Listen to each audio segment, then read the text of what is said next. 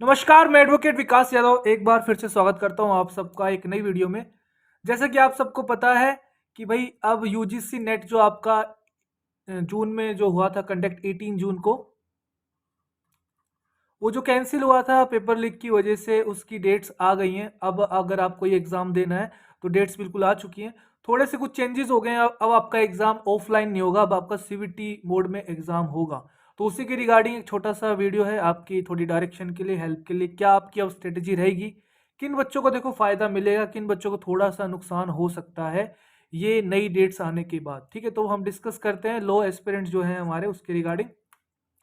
तो जैसे कि आप देखोगे, कल लगभग रात को 11:40 के आसपास मैंने अपना कम्युनिटी पोस्ट पे आपका ये इन्फॉर्मेशन डाल दी थी कि भाई आपकी डेट्स आ चुकी हैं। तो ये लगभग रात को ही मोस्टली अपडेट करते हैं जब भी कोई ऐसी चीज़ इनको डालनी होती है। एनटीए की वेबसाइट से आपने देखा होगा, न्यू एग्जामिनेशन कैलेंडर के रिगार्डिंग आ चुका है, NT examination calendar for upcoming examination. तो ये कुछ एग्जाम है जो आपके होने वाले हैं। तो हमारा ये है यूजीसी नेट साइकिल जो आपकी जून की है, वो अभी एग्जाम रह रहा है। तो देखो काफ़ी लेट हो गया है। अभी एग्जाम आप देख रहे हो कि 21 अगस्त से लेके 4 सितंबर के बीच में चलेगा। फिर आपका रिजल्ट आएगा तो ये लगभग पूरा आपका सितंबर चला गया, क्या पता मिड अक्टूबर तक आपका पूरा ये निपटेगा। फिर उसके तुरंत बाद दिसंबर की साइकिल होगी। तो दिसंबर की साइकिल अब काफ़ी ज़्यादा चांसेस हैं कि अब एक्सटेंड हो सकती है। इसमें लिखा हुआ है साफ साफ, यूजीसी नेट जून की जो साइकिल थी आपका, वो पहले पेन एंड पेपर मोड यानी ऑफलाइन पेपर हुआ था। अब आपका वो सीबीटी मोड में होगा। क्योंकि सिंपल सी बात है, ये जो पेपर लीक हुआ है उसका आप कह सकते हो जो सबसे मेन वजह ये भी है कि पेपर आपका ऑफलाइन मोड में था।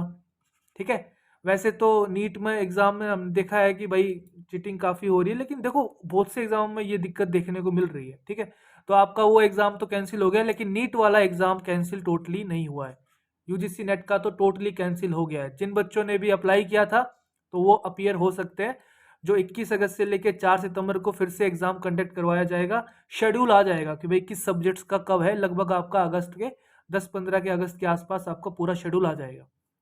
अब कुछ बातें आपको ध्यान रखनी है। देखो, ऐसा नहीं है कि पहली बार आपका यूजीसी नेट का पेपर लीक हुआ है और कैंसिल हुआ है। इससे पहले भी आप देखोगे, जब सीबीएसई पेपर करवाता था तो उस टाइम भी कुछ पेपर्स लीक हुए हैं। उससे पहले आपका ऑफलाइन पेपर होता था तब भी कुछ टाइम पेपर्स लीक हुए हैं। तो कैंसिल होता हुआ है एग्जाम कई बार। ठीक है, तो ये चीज़ आप देखना, कोई भी एग्जाम जो कैंसिल होता है, जब दोबारा से होता है तो काफ़ी ज़्यादा चांसेस होते हैं कि वो एग्जाम थोड़ा सा डिफिकल्ट एज पे या डिफिकल्ट साइड पे बनाते हैं। क्या लॉजिक रहता है उसके पीछे, कि अगर मान लो थोड़ी बहुत कसर रह भी गई कि कोई बच्चा मान लो कि अभी भी जिसके कॉन्टेक्ट्स अच्छे हैं वो पेपर लीक कर सकता है, तो कुछ क्वेश्चंस ऐसे रखे जाते हैं कि आपको परेशानी आएगी, भले ही आपके पास क्वेश्चन भी हो तब भी।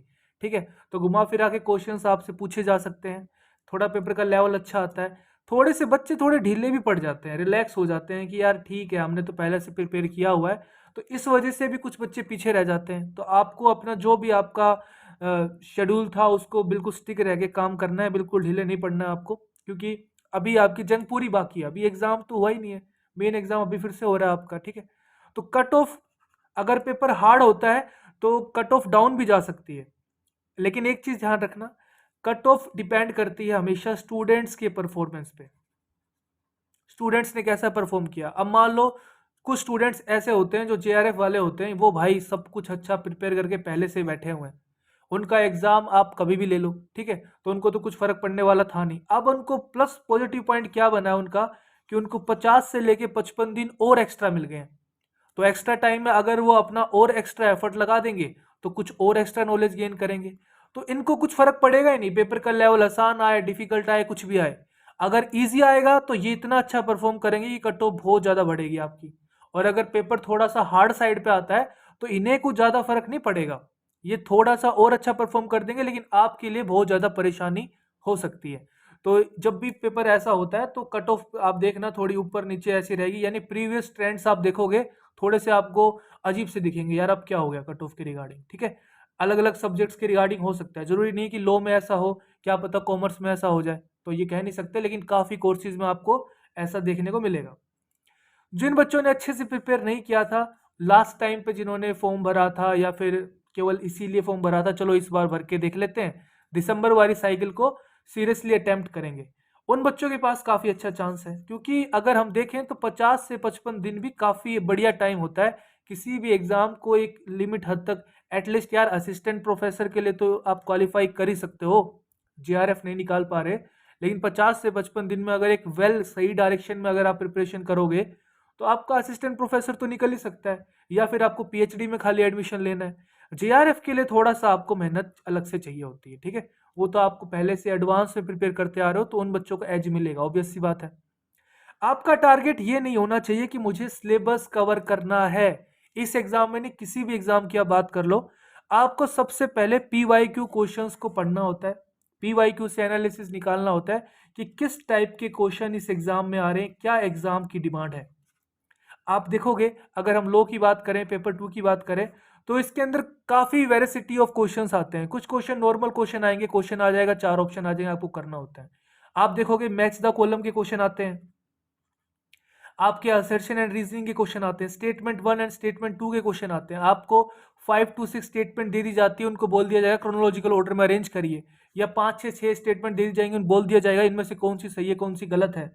आपको जूरिस्ट के नाम दे दी जाएंगे, बोल दिया जाएगा सीनियरिटी के अकॉर्डिंग चेंज करिए, इनको अरेंज करिए। आपको सेक्शंस के नाम दे दिए जाएंगे आईपीआर के, और बोल देगा भाई इसको क्रोनोलॉजिकल ऑर्डर में अरेंज करिए।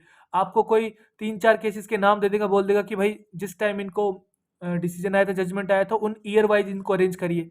तो ये सब पैटर्न होता है। आप भले ही केस पढ़ लो, आप भले ही चीज़ों को पढ़ लो, लेकिन इस तरीके से अगर आप प्रैक्टिस नहीं करोगे, चीज़ों को याद नहीं करोगे, आपको यही नहीं पता कि मुझे पढ़ना किस तरीके से एग्जाम में, ठीक है। आपको ये पता होना चाहिए एग्जामिनर किस तरीके से क्वेश्चन पूछेगा, तो उसमें आपकी पकड़ होनी चाहिए।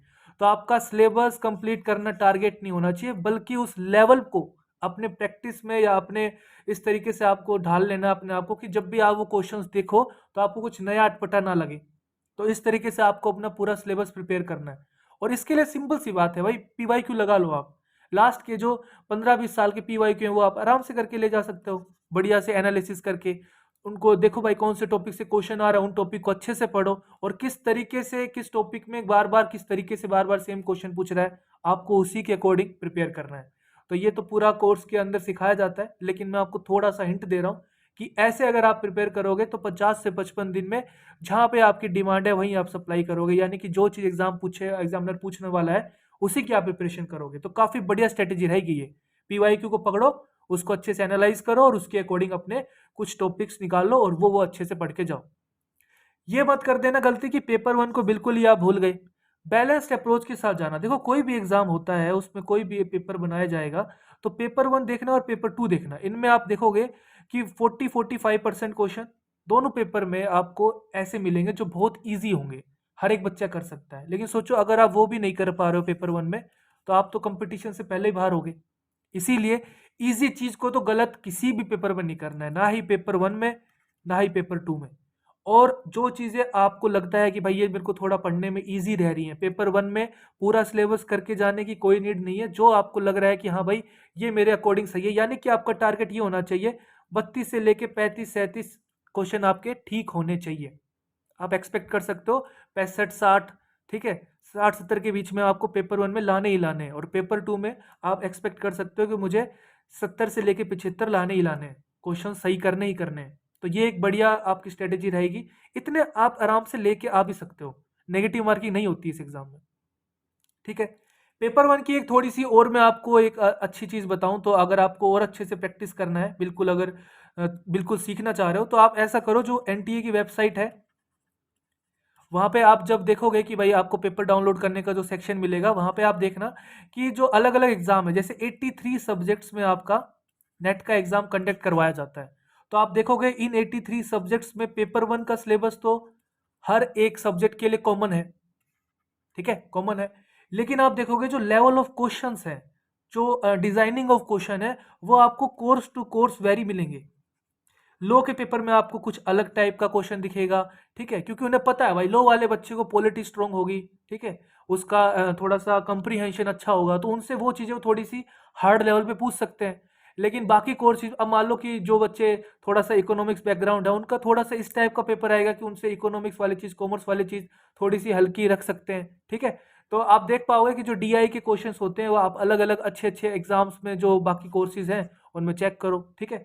तो आपके 83 सब्जेक्ट्स हैं, 83 सब्जेक्ट्स के आप सोचो कितने ज़्यादा पेपर 1 आपके हो जाएंगे। अगर लास्ट के 5 ईयर आपने लगा लिए, तो पता नहीं कितने ही आपके 5-10 हज़ार से ज़्यादा क्वेश्चन पेपर 1 के हो सकते हैं। और उन्हीं को प्रैक्टिस करो। बहुत ज़्यादा पीछे जाने की जरूरत नहीं है कि आदम के ज़माने के 10-15 साल के आप कर रहे हो। वो आप जो आपका सब्जेक्ट डोमेन है उसके पेपर आप कर सकते हो, लेकिन पेपर 1 के लिए लास्ट के 3-4 साल के सफिशिएंट है। उनसे आप प्रैक्टिस करो। थ्योरी के लिए अगर कोई बुक अगर आप देखना चाह रहे हो तो केवीएस मदान एक बुक है, ठीक ठाक बुक है, बढ़िया बुक है, आप इससे भी हेल्प ले सकते हो। ठीक है, अभी देखो हमने पहले ही 2 कोर्सेज लॉन्च कर चुके हैं। एग्जाम आपका 18 जून को था, तो उसके अकॉर्डिंग हमने सब कुछ डन कर दिया था, बैक्स हो गए थे हमारे।